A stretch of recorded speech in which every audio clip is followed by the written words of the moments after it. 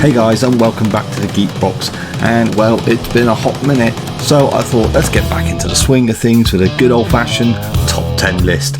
So today I'm going to be looking at top 10 games that started off with a license but became something else.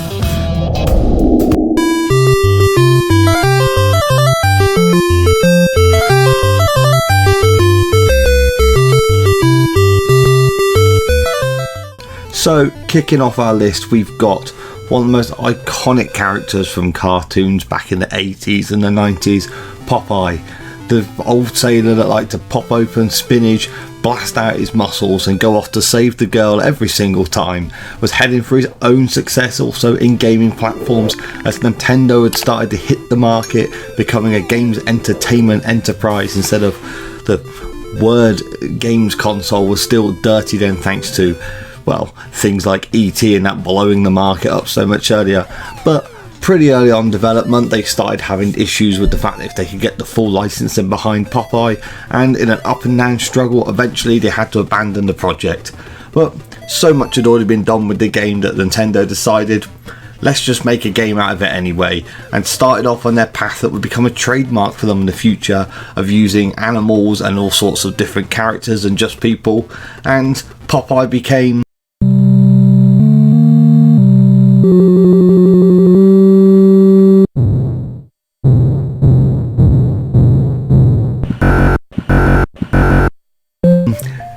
the one and only Donkey Kong, the game that kicked off so many things for Nintendo. Obviously you may notice this guy here, Mr. Jumpman, who would obviously become later on Mario, the actual star of the Nintendo enterprise. But it started all here with Donkey Kong, just trying to use the material sort of left over from the Popeye project rather than waste everything. And the time they'd done, Donkey Kong went on to become his own small legend, which just grew more and more in time, launching a whole enterprise of legends that became the Nintendo franchise.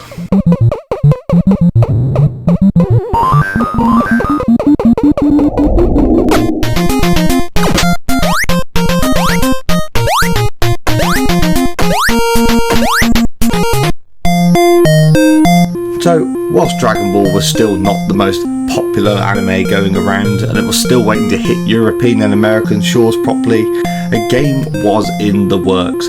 Dragon Ball Shenlong no Nazu became Bandai's first proper project trying to get behind one of its anime licenses, and as the show had started to launch itself in Japan with such force, it was inevitable it was going to become a worldwide sensation. But Bandai struggling with the fact that American and European audiences still would not be able to embrace the Dragon Ball franchise as strong as they would hope it had, as it would be in Japan. They were forced in the end to go to further and further limits to try and get it merchandised, to the point eventually where the Dragon Ball license was pulled from the game. Later it would go on to become the Dragon Power game. Now this is a game that did moderately well, especially in Japanese shores, when people still realised it was an interpretation of Dragon Ball, and it did do fairly well in America for its time. Obviously this is a time when advertising was a lot more difficult and didn't have things like the internet to blast it everywhere, but Dragon Power became its own simplified successor to the Dragon Ball franchise, and obviously luckily down the line Bandai would be able to pick up with future consoles and create a true merchandise out of Dragon Ball. But Dragon Ball Power was its own sweet slice of that pie to start things off for a lot of gamers.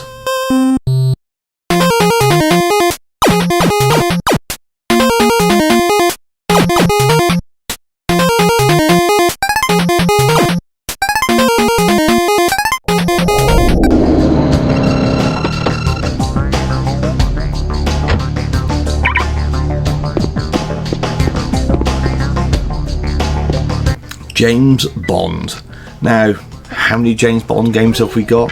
Oh, we've got plenty. And obviously I believe most of them are trying to still chase down the absolute character and legendary status of the best James Bond game of all time, GoldenEye 64. Well, James Bond has been having games trying to be made on that license since the first film became popular, and there was a plan to make a futuristic style James Bond game which only got very early in development in the early PlayStation days. Well, the licensing rights got struggled back and forth, especially with new Bond films coming out, until eventually they decided that it wasn't worth trying to put the franchise name down at this time with the company, and a lot of the assets had already been put in place. In a bid to still try and create a stealth game that would be able to rival up against Metal Gear Solid 2, as that was just coming over the horizon, eventually work began on a whole new game, and little did they know it would become such a well-known iconic series. This gave birth to the Splinter Cell games. Obviously, the Splinter Cell games are so well known amongst their fans, and it became the old rivalry of if you were a Metal Gear fan or a Splinter Cell fan, and of course there was people that fell in both those columns. But the Splinter Cell series started off with this element of a stealthy James Bond game with a futuristic twist, which is what led to the tech-led centre of Splinter Cell, the series.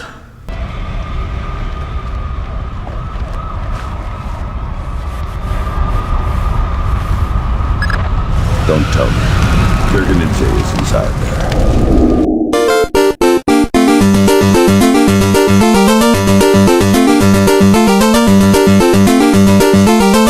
Now, for those that know Pro AM racing, they may be surprised to know that very early on in its days there was games for Pro AM trying to come out, and for those that aren't so familiar with it, Pro AM is a racing circuit that's considered a professional touch to amateur racing.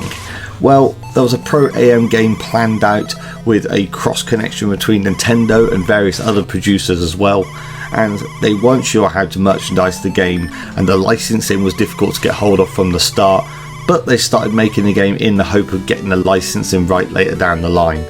A lot of difficulty getting support behind it, as Pro AM still hadn't hit the mainstream in any way, shape or form.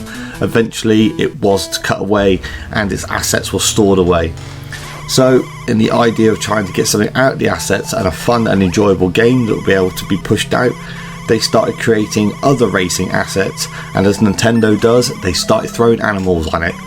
Little did they know this project would eventually grow to become Diddy Kong Racing.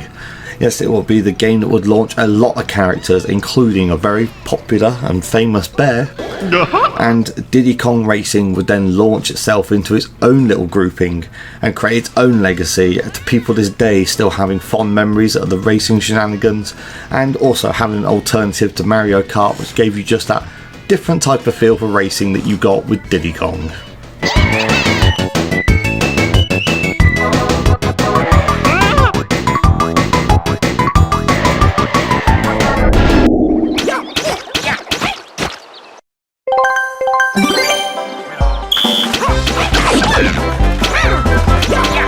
Now here we have a different one.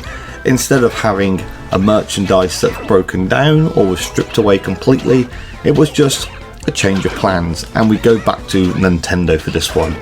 See, what seems to be 99% Nintendo games in some way have to have Mario involved in them.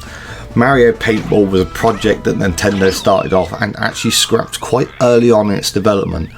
Not really much has come out of the fact that trying to even search for elements of the game has proved to be very, very difficult, apart from some base sketch artwork that was available for the game. But the game got shelved and got given a few ideas before deciding that they should probably just scrap it completely. Giving it to a different team, and Nintendo, they ran with the product and started creating a different host of characters, as they were sure it would be a success if they got the game to the market, which gave us the birth of Splatoon. So Splatoon has become its own enterprise, and it's got its own great fan base, and it is a really fun, friendly family game. But just to think, originally you wouldn't have been playing as one of those fun inklings, you would have been playing as, well, Mario, as you end up in so many Nintendo games.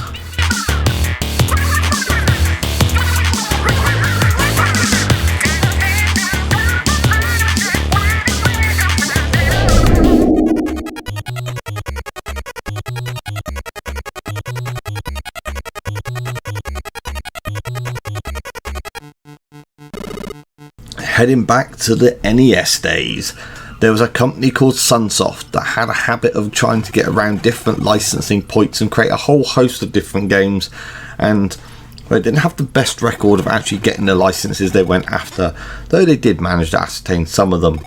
One of these licenses was the Terminator series.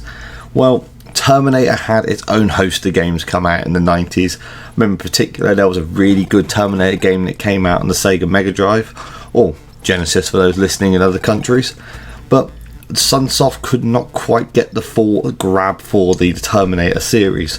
They even started building the game with the Terminator narrative in point and put a lot of those elements in before they got the full confirmation they could actually use the license itself.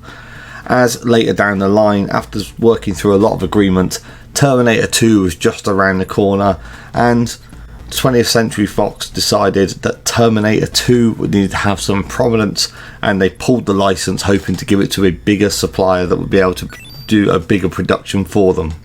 Well, I'm not going to bore you with that story right now, but let's just say that plan didn't work for them. They ended up having a host of Terminator games which all fell flat on their face. But the assets used from the Terminator NES game would later become Journey to Silas, and for Sunsoft this turned out to be an absolute pure stroke of luck, as Journey to Silas was a great success, and even to a lot of fans now has become a cult classic in gaming. And well, you look through the game, you can still find files inside this game that still references Terminator directly, and those futuristic robots you're fighting, well, it's pretty obvious where they've come from.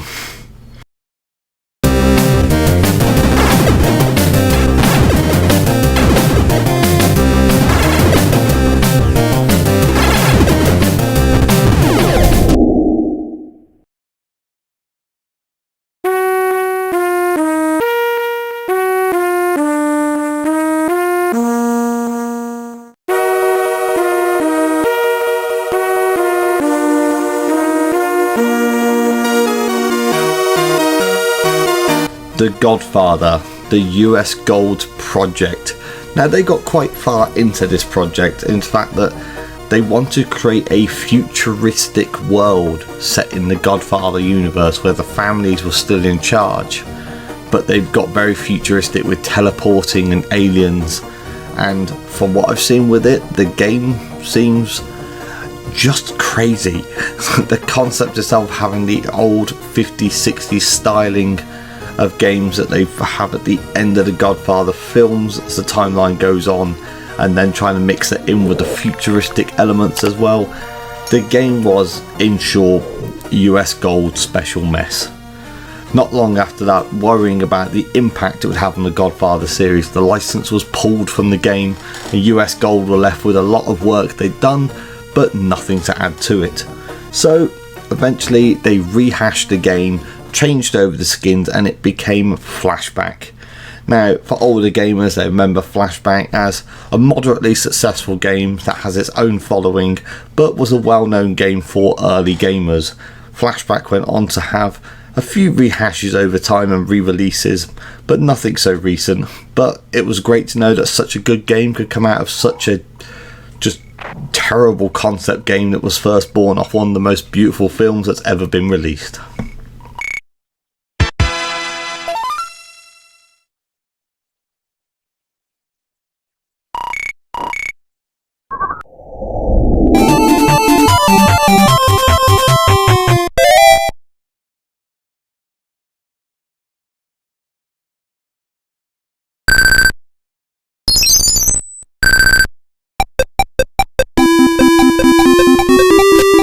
So Astro Boy, for those that know Astro Boy, I'm sure most people do, Astro Boy was an incredibly popular cartoon, and it had a lot of things running up towards it, and it was a well-known picture and face for people watching TV. But Astro Boy, it was only a matter of time before it would tap into the games market, as well as with anything that becomes popular on TV, a game's going to touch on it sooner or later. As the company though that actually ran Astro Boy was having a lot of its own legal issues around its own licensing, the game just fell through the cracks. But luckily the team picked up the Astro Boy gimmick, and realising with just a few small alterations they could create a new game to still try and get their money back that they put into it so far. And little did they know they'd be giving birth to the franchise of Mega Man. Mega Man would go on to be a great iconic series for Nintendo, launching so many different games coming afterwards and being so well beloved, especially right through to games like Mega Man DX, where people truly fell in love with the game series. So, as a nice stroke of luck to them, The Mega Man game, instead of becoming a one-off hit based on Astro Boy, became its own entity and blew everything out of the stars.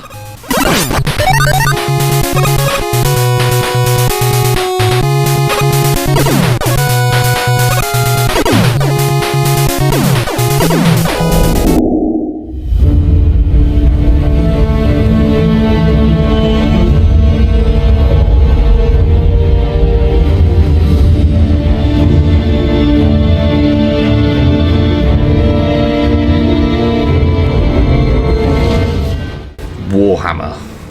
It's brought all sorts of things into the world. It's brought in figurines, painting, having to have the world's most incredibly still hand to paint those figurines, magazines.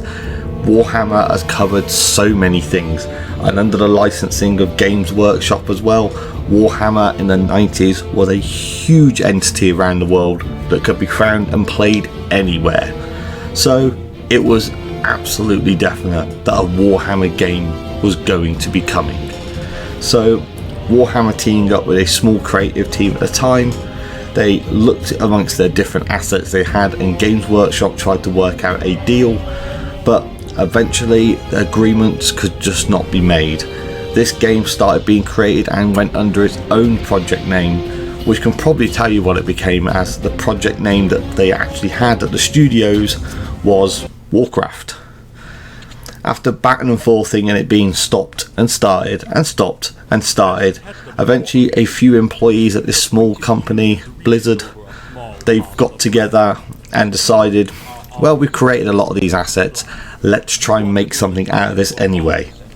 Over a span of a few years, those small ideas together and trying to create a small world it could work with eventually became World of Warcraft.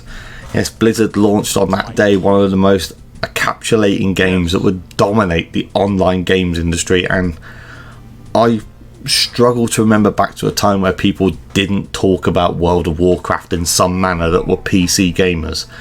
So it was supposed to be a Warhammer game, and World of Warcraft was born off the back of it. Now, obviously, they've dodged quite a few bullets with the fact that Warhammer is very, very touchy about their licensing, any usage, anything that's similar to what they have. They've reached out many times to try and get things blocked, and then had to be told that they don't have the right to it just because it's similar to their work. But World of Warcraft has managed to stretch itself out into such a giant in gaming now that there are millions of players around the world from it, and it all simply came from the fact they didn't want to give up on the assets they created so far for the Warhammer game.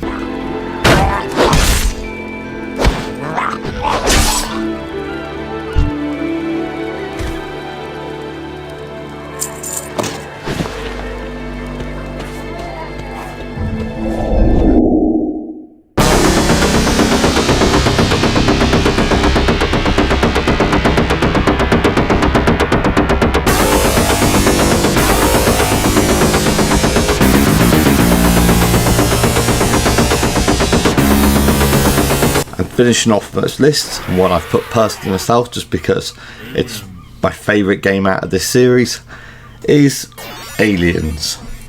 Now, with the likes of the games like Wolfenstein 3D coming out, there was a lot of buzz to try and get licensing behind these types of games, knowing that Wolfenstein had proven the popularity of a 3D shooting game.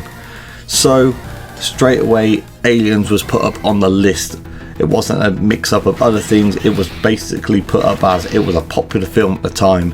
It was a horror genre with a gun, it fit perfectly, and the young company id Software jumped on the opportunity. But it wasn't before long before issues arose with trying to get the rights behind the Alien franchise, and John Romero trying to go through 20th Century Fox. They got the license rights to use the Alien name and the base plate, but they wouldn't give them full access to the actual elements they needed for the game, and for them that was a deal breaker. But they didn't miss a step at all. They continued on, and instead, after a few meetings, decided instead of Aliens, why not have Hellspawn, which gave us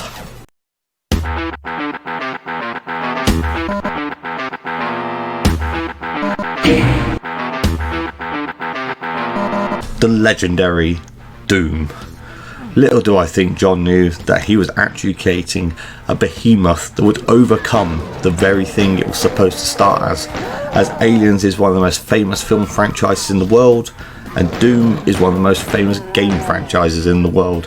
So much so that even now we are still seeing Doom games being released under Bethesda, as they picked up the license a few years ago and still working with id Software. So id Software's success rode off the fact that Doom was such a great game, and it led to obviously other games like Quake, etc. as well. But it all started off as an attempt just to try and get some aliens into a game.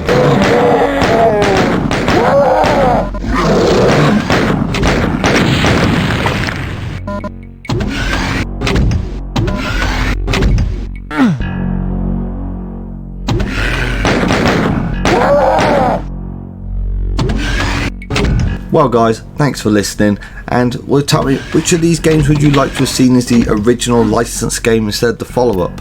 Or what other games do you know that started off with a license and lost it that you'd like to see, or that you like the final product? And of course, which of these do you think came out best?